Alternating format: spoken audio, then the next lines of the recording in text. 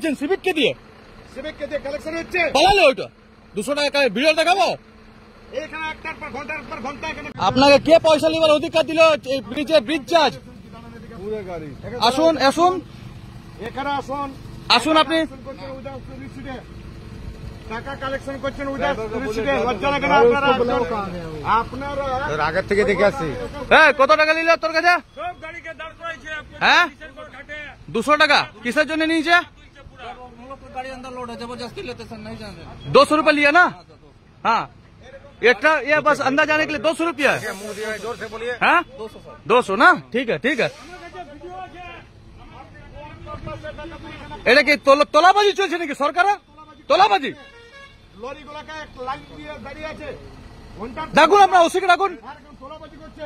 আপনার নাম কি আপনি বলুন। না না না, ছাড়বো না। তোলাবাজি হচ্ছে। এটা মমতাকে পাঠাবে নাকি পয়সাটা? মাইনে পান কিনা সেটা বলুন। মাইনে পান কিনা বলুন। পুলিশের চাকরি করছেন, মাইনে পান কিনা সেটা বলুন। আপনাদের ধরম লজ্জা কিছু আছে? কালেকশন করা হচ্ছে কেন সেটা বলুন আগে। টাকা কেন কালেকশন করছেন?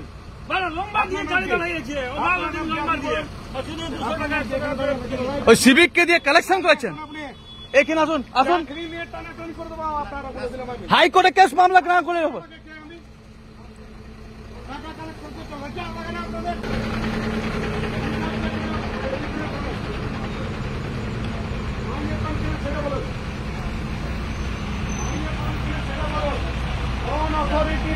আপনি উইদাউট রিসিটে এই তোলাবাজি করছেন, এখানে চাঁদা কালেকশন করছেন প্রত্যেকটা লরিতে, প্রত্যেকটা গাড়িতে আপনাকে বলতে হবে, নাহলে আপনার সার্ভিস নিয়ে আমি টানাটানি করে দেবো।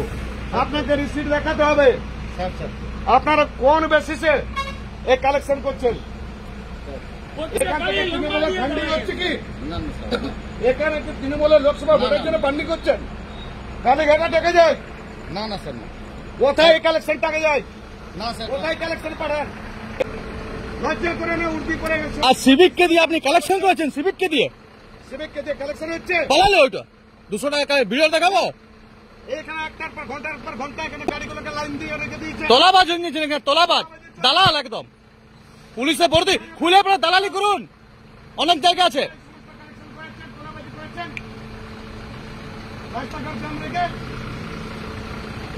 তোলাবাজি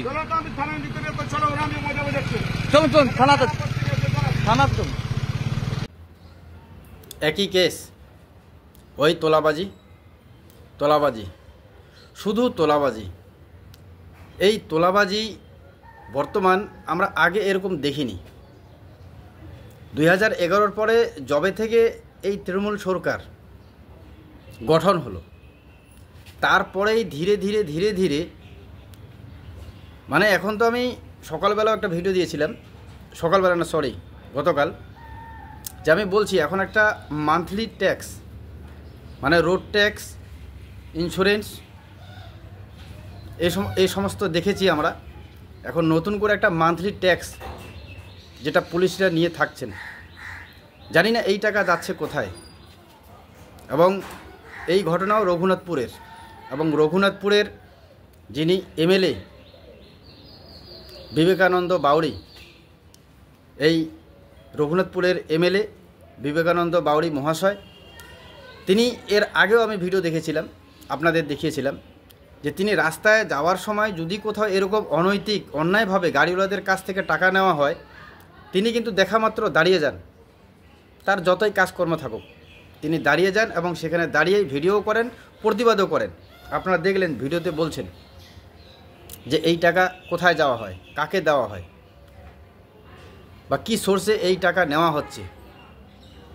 কিন্তু পুলিশ অফিসার, কেন ইনি তো বিধায়ক না, এনাকে তো আর পুলিশ মিথ্যাভাবে কেজে ফাঁসানোরও ভয় দেখাতে পারবেন না, বা পুলিশের কাজে বাধা দিচ্ছেন এমনও বলতে পারবেন না। কারণ এই বিধায়করাই রাজ্যের আইন তৈরি করছে, কি করে বলবেন? যার জন্য দেখলেন তো যে কানে ফোন, সেখানে যে ডিউটি আছেন কানে ফোন নিয়ে তিনি ব্যস্ত, হয়তো উপর মহলে জানাচ্ছেন, জানিয়ে তো কোনো লাভ নেই, সেটা তো পুরো ঘটনাটা দেখে এতটুকু তো হয়তো আপনারা বুঝে গেছেন। যে সিভিক ওই 200 টাকা করে তুলছিল গাড়িগুলির মধ্যে, লম্বা লাইন, সেই সিভিক এই এমএলএ সাহেবকে দেখে সেখান থেকে পালিয়ে গেছেন। কিন্তু পুলিশ অফিসার কেমন করে পালাবেন? গাড়ি ছাড়া তো ওরা আর পালাতে পারবেন না। কি বলবেন বা কি কারণে আমাদের রাজ্যে এই বর্বর ঘটনা প্রতিনিয়ত ঘটে যাচ্ছে? গোটা পশ্চিমবঙ্গের মধ্যে রঘুনাথপুর বলেন, কলকাতা বলেন, বর্ধমান বলেন, হাওড়া, হুগলি, আমাদের কুচবিহার, মালবাজার, শিলিগুড়ি, সমস্ত জায়গায় ছড়িয়ে ফেলেছে এই সমস্ত মানে এই যে টাকা পয়সা, এত বিপুল টাকা ওঠে, এই 200 করে টাকা। অ্যাকচুয়ালি কিন্তু এই টাকার তো কোনো স্লিপ বা কোনো কিছু দেওয়া হয় না। এভাবে পশ্চিমবঙ্গের মধ্যে, পুরো বাংলার মধ্যে সারাদিনে কত কালেকশন হতে পারে আমি তো আইডিয়া করতে পারবো না। কিন্তু এই বিপুল টাকা যাচ্ছে কোথায়? যার জন্য এমএলএ সাহেব কিন্তু বললেন যে এই টাকা কোথায় পাঠানো হচ্ছে, কাকে দিচ্ছেন, এবং হাইকোর্টে যাওয়ারও হুমকি দিলেন। মানে সঠিকভাবে ইনি তো ছাড়ার পাত্র নন। যদি সঠিকভাবে এই যিনি পুলিশ আধিকারিক সেখানে আছেন দায়িত্বে, যদি পরিষ্কারভাবে এনাকে না বলেন, তাহলে তো ইনিও ছাড়ার পাত্র নন। আমরা আগের ভিডিওতেও দেখেছিলাম।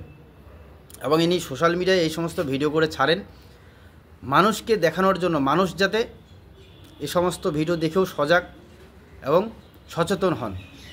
কারণ এখন আর আগের মতো সময় নেই যে যারা রাস্তায় গাড়ি চেক করছেন বা গাড়ির পেপার দেখছেন বা রাত্রেবেলা আপনারা গাড়ি নিয়ে চলাফেরা করবেন, ডিউটি অবস্থায় আপনাদের সেফটির জন্য আছেন, তারাই কিন্তু বেশিরভাগ আপনাদেরকে এরকম করে হেনস্থা করছেন। তো কাজে আগের মতো সময় নেই, এখন প্রতিবাদের সময়। সোশ্যাল মিডিয়ায় বিভিন্ন ড্রাইভার, রাস্তায় কোনো ইউটিউবার আপনারা দেখবেন প্রতিনিয়ত এরকম ধরনের ভিডিও করেই যাচ্ছেন। এবং এখন তো বেশিরভাগ গাড়ি চালকরা, কারণ তারা বুঝে গেছেন যে আমাদের বাংলায় বিশেষ করে সরকার পক্ষ থেকে কোনো এর কড়া পদক্ষেপ গ্রহণ করবে না। বাংলার বেশিরভাগ ড্রাইভার, গাড়ি চালকরা তারা বুঝে গেছেন। কাজেই নিজেরাই কিন্তু এই সোশ্যাল মিডিয়ার যে অস্ত্র, এই অস্ত্র তারা ব্যবহার করছেন এই সমস্ত কিছু তোলাবাজ পুলিশ অফিসারদের বিরুদ্ধে, কিছু ট্রাফিক গার্ডের বিরুদ্ধে। তো যাই হোক, আমিও আপনাদের এই ভিডিও দেখালাম, কারণ দেখাতে হয়। আমরাও আপনাদের প্রতিবাদকে সাধারণ জনগণের সামনে তুলে ধরার একটা প্রচেষ্টা করে যাচ্ছি। কারণ দুইটাই, এক তো বেশি করে শেয়ার হবে, বেশি করে মানুষ দেখবে, বুঝুক বাংলায় কি চলছে। এবং যেটা আরেকটা, কোনো ঊর্ধ্বতন কর্তৃপক্ষের নজরে যদি আসেন, নিশ্চয়ই এরও ব্যবস্থা হবে যে কারা তুলছেন, কীভাবে তুলছেন। কারণ অনেক সময় আমরা দেখেছি যে কিছু পুলিশ আধিকারিক, আবার কিছু সিভিক ভলান্টিয়ারও অনেক সময় সাসপেন্ড হয়ে যাচ্ছেন। কিন্তু শুধু নজরে আসছে না এটাই, যে আমাদের পুলিশ মন্ত্রী তথা মুখ্যমন্ত্রী মমতা ব্যানার্জি এই তোলাবাজির বিরুদ্ধে বিশেষ করে এখন পর্যন্ত কিছু বলছেন না, শুধু একটু বলেই তিনি খামোশ। কারণ এর জন্য যদি কোনো কড়া পদক্ষেপ নেওয়া হতো, তো হয়তো বাংলার বুকে আজ গাড়ি চালকদের বা এই যে বাইক বলুন, 4 চাকা বলুন, 6 চাকা বলুন, লরি বলুন, সবগুলাতে এরকম করে তোলাবাজি আর করার সাহস পেত না। তো আপনারাও ভিডিওটি দেখলেন, আপনারাও আপনাদের মত অবশ্যই কমেন্টে জানাবেন। সজাগ থাকবেন। ধন্যবাদ।